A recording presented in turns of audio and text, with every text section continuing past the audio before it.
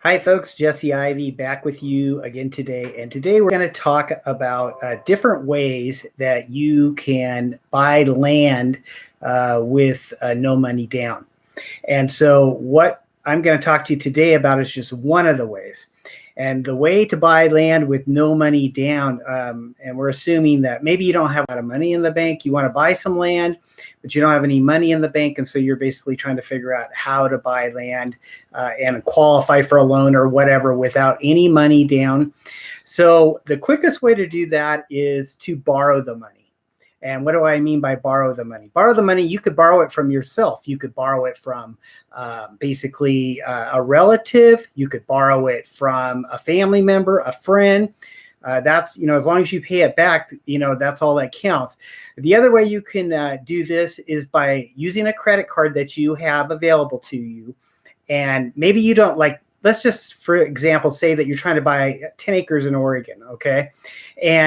But you don't have a lot of money in the bank, not a lot of cash, but you want to buy this piece of land in Oregon, and you want somebody that you're talking with to, basically sell you this 10-acre piece of land, but you don't have any money for a down payment.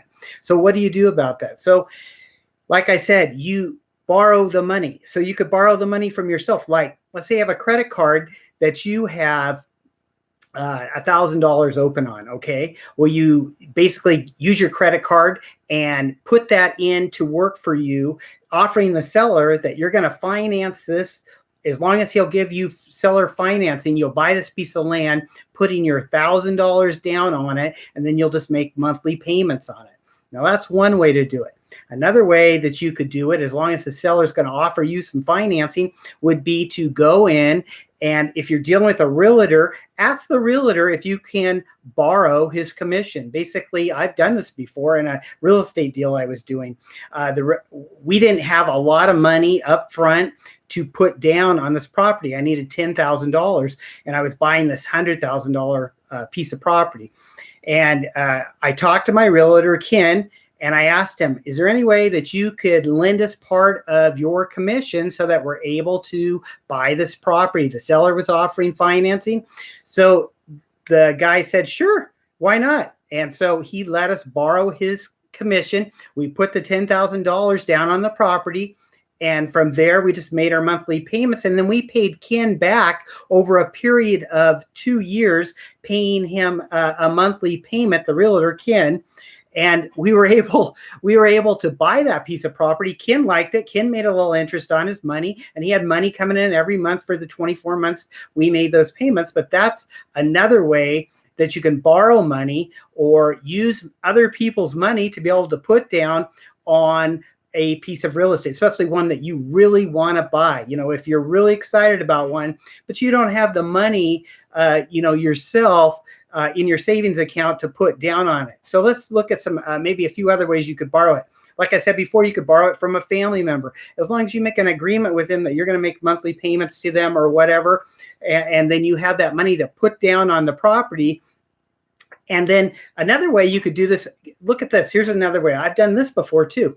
So suppose the same piece of property we're looking at is a 10-acre piece in Oregon, and I want to buy it, okay? Another way that you can do this is, let's say this guy, he's selling this 10-acre property in Oregon for $25,000, okay? Well, one way that you can make him want to sell it to you is you basically say this, and I've done this before. Hey, is there any way that you would consider this idea of mine? I know you're selling your property for $25,000, Mr. Seller. How about if I offer you $30,000 that I'll buy it for $30,000 or even $35,000 if you will waive the down payment on this property for me, or make it so low that I can get into it. I don't have the $10,000, but what I would like to do is buy this property. I know you're offering to carry the property for me, if I have the $10,000, but I don't have that. So what I'm offering to do is I would like to buy this property from you for let's just say $30,000. And what I'd like to do is then offer you a little more interest. I know you're saying you'll do 5% interest on the loan for a period of 10 years. How about if I say we do 6% on there? So you're right now he's getting more money. He's not even having the dicker on the price. Okay, he's getting $30,000 for that 10-acre property. Instead of 25, and then you're offering him to pay him more interest on his money every month when you make your payment. So that's another thing that's advantageous for him. He's excited about it. He's happy about it because of the fact that you are now paying him even more. But the thing is, you're getting into the property for no down payment. No down payment. You are literally borrowing some of the seller's money and putting it in there.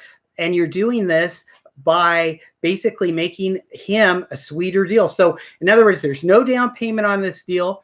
He just starts getting monthly payments every month from you. But because he was willing to use creative financing like this, because of that reason, he ends up making more money on his money, and you end up coming in with no money down, and you end up getting the property that you basically wanted. So once again, if you can borrow the money, you can borrow it from a family member, a friend, as long as you make, you want to keep your friends, so you want to pay your money back. But as long as you can do this, a lot of people are going to say, hey, this is a great idea. Why didn't I think of this? Yeah. And another thing that you could do, like I said before, is like if you have a credit card that has, maybe you have a credit card that has 5,000, it has a balance available up to it of $5,000 or something like that. Or you have a line of credit. Maybe you have a home equity line of credit that you really want to buy this piece of land, but you do not have the down payment. Once again, you could get a home equity loan, and you could take out a little bit of money out of your house. Maybe you need to take out $10,000 or whatever. And then you can use that money there, the equity out of your home, to buy, to go ahead and buy that piece of property. Maybe you have a lot of equity in your home, and the property is $25,000, like we talked before. You could buy the whole thing. You could basically get a home equity line of credit out of your house, and your house payment's going to go up a little bit, but you use that equity and you basically just drop it down on the property you want to buy. Let's say that $25,000 10-acre property in Oregon, and you just say, here, Mr. Seller, here is the money for the property, and there you go. You own it free and clear now because you used equity out of your house. You own that 10-acre lot, and now you have it. So there's a bunch of different ways you can do this and use this borrowing strategy if you want to find different ways, on how to buy properties with no money down. There are creative strategies. Today, we're just talking about one. We're just talking about borrowing the money. And like I said before, you can borrow it from yourself by using your own home equity, by using a credit card or a line of credit somehow. You can borrow the money from a family member, a friend. You just make sure you pay it because we want you to keep your friends and that type of thing. Or you can change and be creative and change the different types of strategy by, offering the seller, trying to get into the property with no money down, offering him a higher price on his property, higher interest rate on his property, and being very, very creative that way. So if you're somebody who is creative and you feel like you could pull this, I've done some of these deals, and they're not difficult to do as long as you understand the terminology and what you're offering. Just be sure of yourself when you're talking to the seller. Tell Mr. Seller, hey, look at my credit. Look at my credit here. I've got good credit. If you don't have good credit, say, hey, I have a good job history, So you use all these things for your advantage, but you can buy properties this way with no money down by borrowing the money. And you basically can borrow the money either from someone else.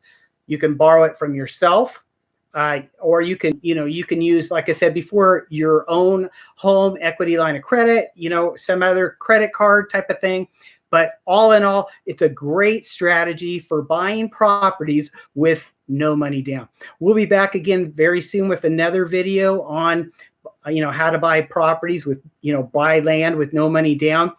This is Jesse signing off, and I hope you're having a great day.